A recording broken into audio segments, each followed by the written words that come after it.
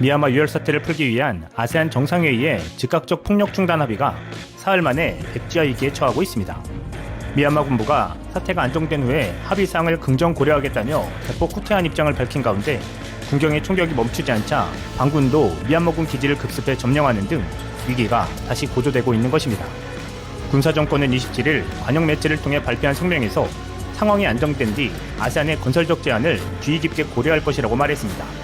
그러면서 이 제안들이 분명히 내건 로드맵을 촉진하고 국가 이익에 도움이 된다면 긍정적으로 고려될 것이라고 덧붙였다고 로이터와 교도통신이 보도했습니다. 이는 시민들에 대한 폭력을 계속 이어갈 것이며 내전도 불사하겠다는 의지의 표명인 셈입니다. 이러한 의지를 드러내듯 군경은 아세안 합의와 달리 시민들의 총격을 이어갔습니다. 이에 대한 맞대응으로 이날 오전에는 최대 반군 중 하나인 카렌족 반군이 태국 국경과 인접한 미얀마군의 전투기지를 급습해 점령했습니다.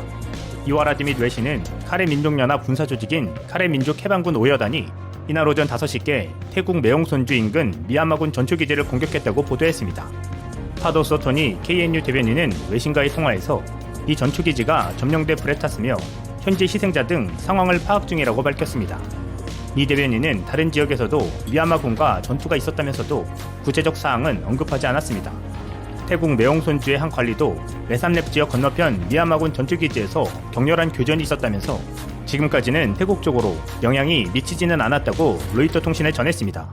현지 매체인 카렌 정보센터는 마을 주민들이 미얀마군 7명가량이 도주하는 것을 봤다고 보도했습니다. 이번 전투는 2월 1일 쿠데타 이후 미얀마 군부와 소수민족 반군 간 벌어진 전투 중 가장 치열한 것 중 하나라고 로이터 통신은 전했습니다. 이날 함락된 미얀마군 전투기지는 카레 민족연합 병력에 둘러싸인 곳으로 태국 국경지역 주민들에 따르면 미얀마군은 최근 몇 주간 식료품 부족을 겪어온 것으로 알려졌습니다. 한편 28일 오전 미얀마 군부는 카레 민족연합 병력이 미얀마군 전투기지를 점령해 불태운 데 대한 보복을 감행했습니다. 이날 이와라디와 미얀마 등 현지 매체에 따르면 미얀마군은 전날 오후 태국 국경에 인접한 카렌주 또레타 지역을 공습했습니다. 카레 민족연합 군사조직으로 전투기지를 점령한 카레 민족해방군 5여단의 파도만만 대변인은 미얀마군 제트기 한 대가 폭탄과 로켓포를 발사했다고 이와라디에 밝혔습니다. 만 대변인은 민간인 피해 상황은 보고된 게 없다. 지난달 미얀마군 공습 이후 피신할 준비가 돼 있었다고 말했습니다. 서부 친주 민다 지역에서는 군경과 주민 간 충돌이 거세지고 있습니다. 미얀마 나우는 미얀마군이 전날 오전 포와 로켓 추진 수류탄을 사용해 민다 지역 주민들을 공격했다고 보도했습니다. 하루 전인 26일 주민들의 공격으로 군경 10명 이상이 숨지자 군부가 병력을 대거 증파했고 이 과정에서 시민들이 군경 트럭 9대를 공격하자 군이 포와 RPG로 반격했습니다. 민다 지역 외곽은 물론 친주와 마게 지역의 접경 지역에서도 충돌이 발생하면서 지금까지 최소 16명의 군경이 숨졌다고 이와라디는 전했습니다. 미얀마군의 폭력이 이어지자 톰 앤드루스 유엔 미얀마 특별보고관은 전날 미나웅 훌라잉 최고사령관에게 공개 서한을 보내 즉각적 폭력 중단 합의를 준수할 의지가 있는지를 물었습니다.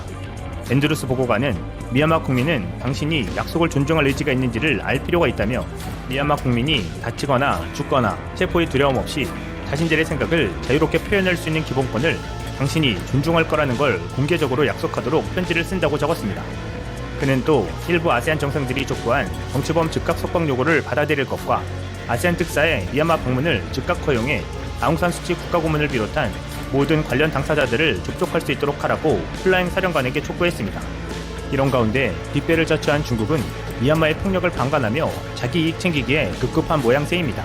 미얀마 군부 쿠데타 이후 중국인들이 국경을 넘어와 불법적으로 히토류를 채굴하는 사례가 급격히 늘어난 것으로 알려졌습니다.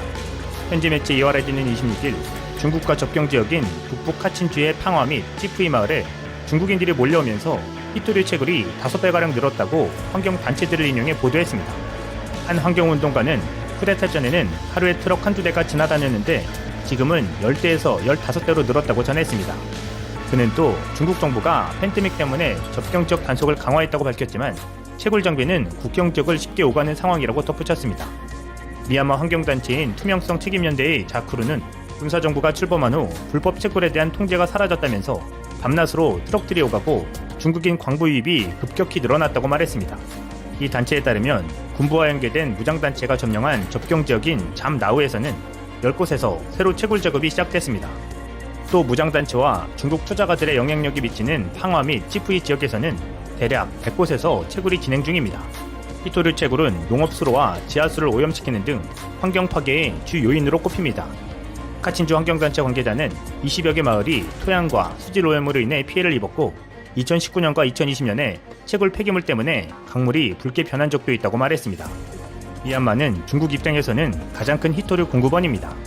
중국 내에서 불법적인 히토류 채굴에 대한 단속이 강화되자 중국 기업들은 지난 2016년부터 팡화 지역을 시작으로 일제히 미얀마의 히토류 채굴에 뛰어든 상황입니다. 중국 세관 당국 통계에 따르면 지난해 중국의 미얀마산 히토류 수입량은 35,500톤으로 전년보다 23%가 늘어났습니다. 이는 전체 수입량의 74.4%에 달하는 막대한 양입니다. 그동안 중국 언론은 군부 쿠데타 이후 미얀마산 히토류 수입 비용이 늘어나 어려움을 겪고 있다고 밝혀왔지만 이는 모두 거짓이었습니다. 최근까지 수입 감소세는 눈에 띄지 않고 있다고 이와라디는 전했습니다.